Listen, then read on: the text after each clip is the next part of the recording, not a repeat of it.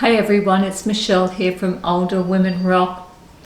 How are you getting on today? How's everyone going today? I hope you're doing okay. The first thing I'm really grateful for today is you guys are watching me. Thank you. I'm grateful for that. I really am grateful. I'm grateful that you're here watching me, and I'm grateful that I'm here making this video. The other thing I'm really grateful for right now, and I know you all are too, is all the health workers. I'm so grateful for all the health workers in my country and all over the world. I know everybody is. I don't know how we could tell them enough that we are incredibly grateful for these people, these hard-working people. I'm also grateful for anyone working right now in essential services, all the supermarket workers, the pharmacies that are still open, and the list goes on. I know that you're grateful too. I know there's going to be better days. It's like that old saying, look up, there's sunshine above the clouds. And that's what's happening now. There's sunshine above those clouds. Okay, so on to some light-hearted entertainment from me. Some time ago when I first started my YouTube channel, I did a video called How I Got My Groove Back. Now, I uploaded the video and I wasn't that confident to speak that openly about my life at the time. And I had a strange comment from somebody. It wasn't that strange, really. She thought I was going to talk all about my past dating experiences. Well, I wasn't at that time. I deleted that video. Today, I'm going to do the video again, how I got my groove back as a single woman at 50. And I will mention a little bit about my dating experiences, more the amusing ones, to be honest. I didn't want to make it a kiss and tell. It seemed a little bit too personal. I have to say that the most unusual gift I was given on a date was a dozen eggs. I was given a carton of eggs on a date as a gift. Some suggested it was a hint that perhaps he liked women who cooked. I don't know. I still don't know. They weren't wrapped up or anything. I was just given a carton of eggs because they were eggs he really liked a lot. He ate these eggs himself. And he thought I might like to eat these eggs. He thought they were special eggs. They weren't bad from my memory. So that was the most unusual gift I got dating. He went on to be known as the Eggman because that's what I did. And I think a lot of people do that when you're dating. You kind of tag a person with an incident or whatever you can, you kind of tag them. Sometimes you don't remember their name later. And of course there was other incidences that weren't really amusing as much as kind of a little bit mind-blowing. I remember one guy, he asked me would I like to have a coffee or a tea with him, and he said he'd had his coffee so he didn't need one. I said, well, it was evening, I'll have some tea. Thank you. Thank you. And I'm just sitting there and he's sitting there and I thought, okay, I just said I'd have a pot of English breakfast tea. Thank you. This was counter service. And he just sat there. So eventually I went and ordered my own tea to be brought to the table and poured it in the pot, and it was leaking out of the pot. He found that amusing. He went, oh, isn't that funny? Your tea is leaking from your pot. There's a leak there and it's dripping all down your arm. How funny is that? I didn't find it that funny. I didn't find it funny that he didn't get up and pay for the tea and order the tea either. So there was no more dates after that.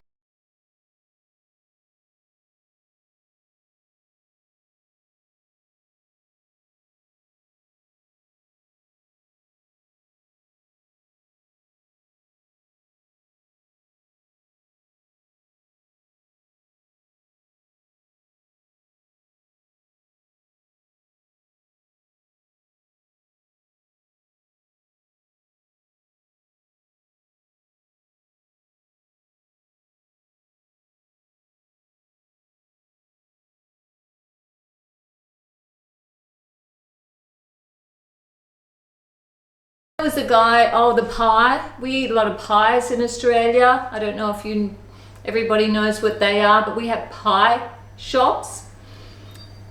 We had a date around lunchtime. Then I suggested I was getting hungry. Would he like to get something to eat? And being respectful, I didn't go into any restaurants or anything. I went to a really lovely pie shop that made gourmet pies, and I thought, well, that's, you can find something in there whether you're a vegetarian or not. And being a vegetarian, partially a vegetarian, I ordered, I think it was a cauliflower and vegetable or whatever pie, and I was quite happy with that. And he ordered his, a meat one, I think, or chicken or something.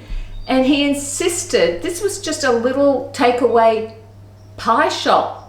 He insisted that the woman serving us give him some cutlery. And I thought, oh, see, we don't eat these pies with a knife and fork. Well, most people don't. It's quite unusual if anyone does. So he insisted she give him cutlery. And I thought that was a bit odd, but anyway, we sat down, and it was really only a bench. We didn't even have a table. So we were just sitting down. It was super cash. And he leaned over and started to cut my pie in half. And I said, what are you doing? And he said, I wanted your pie, but you got the last one. And oh, wow. I said, oh, yeah, but I don't want your pie. And he said, yeah, but I wanted your pie, so why don't we share? And I said, but I don't want your pie.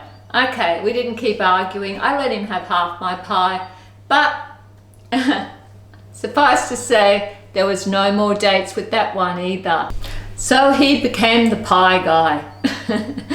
And then there was the lime guy. I have lime trees in my backyard, and some years I have more limes than I know what to do with, and quite often they're up high. I can't get to them myself. I feel a bit not safe climbing up the ladder and getting them. I do go so far, only so far, but there was a real lot up the top. In fact, there were so many limes I couldn't pull them all off myself. He offered to come and help, and I thought, well, that's great. That's really great. You'll get all the limes off the tree, because otherwise they're going to rot. So of course I was going to share my limes with him. Of course I was.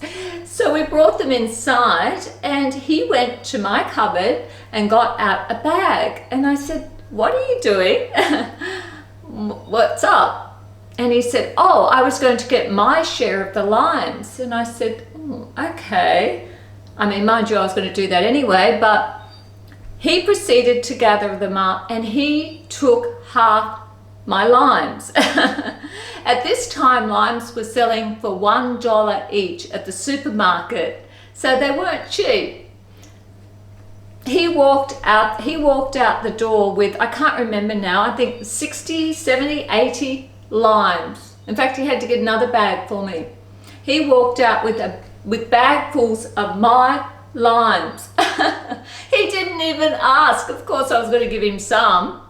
So he didn't get another date either, and he was known as the lime guy. Come to think of it, some of these stories are all about food. There was the cake guy. We had a date, a coffee date. He insisted that I drive part way. I don't usually really like to do that, but it wasn't too far this time.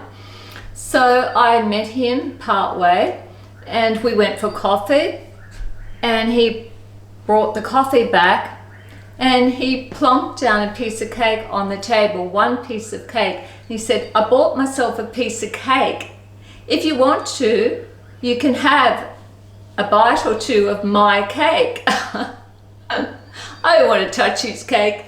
I couldn't believe that he sat there and said, I bought myself a piece of cake, other than coming back and saying, Michelle, would you like a piece of cake? I'm going to buy a piece of cake. He bought himself a piece and offered that I could have a few bites. Well, he didn't get a date again either, naturally. So that was the cake guy.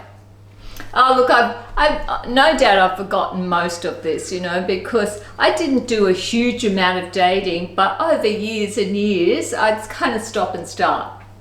So I've got lots and lots and lots of stories, but they will only probably be of interest to most single ladies and the single guys as well. So I did get my groove back. I definitely got my groove back, and I wised up, Janet Wise. I definitely wised up. Okay guys, thank you so much for watching today. I just thought I'd do something different for entertainment. Let me know if you want to hear any of my stories. Maybe you don't find them so amusing. I don't know. Let me know what you want. Thank you.